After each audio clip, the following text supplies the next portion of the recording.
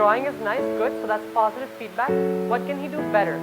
There was a staggeringly low level in their academics, so many of the students did not know how to write their names or even the alphabet. What has really helped is my vision around making them responsible and caring. So before, they didn't want to work with each other, and that's mainly because they didn't know how. They've never had to work in a team. Now you'll see students during the day helping each other, during recess taking care of each other, and even after school having buddy systems to make sure that they're accountable for their levels. Because at the end of the day, I will not always be there in the classroom. Eventually I will not be their teacher, I will step away. All they have is each other. And this is how they show that they are responsible and caring towards themselves and the environment around them. There are many ways to invest your children in the vision. The first one is you need to be a living example of that vision. So for me, I consider myself a responsible and caring person, or I try to be. And the children, when they see that, they just start to also take accountability for it in themselves. The second way is giving them instances and opportunities to practice these things. So it starts with little things, taking care of your homework. I am not responsible for it. I have already finished my college. I tell them this every day, and it creates this maturity that, I am the only person who can change myself. We're looking at problems that the children face inside and outside the school. And our focus is not how can we change others, but how can we change myself.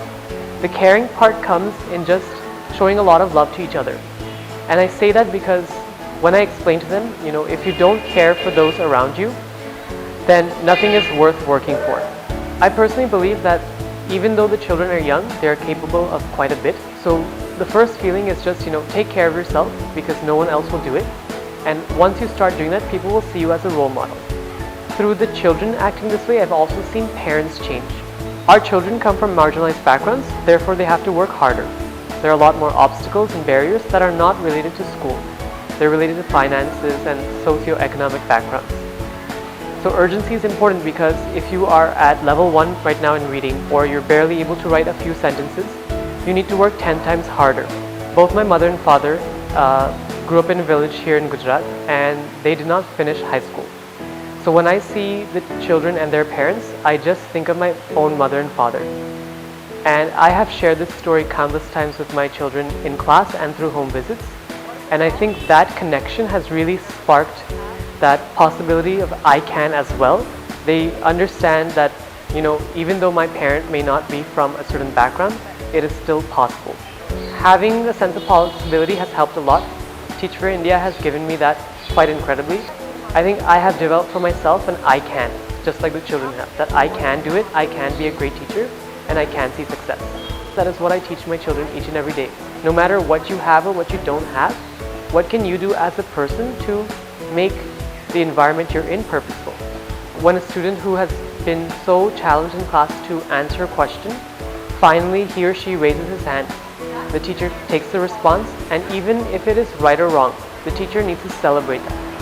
For those small moments to happen, you need to work relentlessly. You just need to be on fire when you're in class and always have a passion. So planning and execution is always there. You have to come prepared.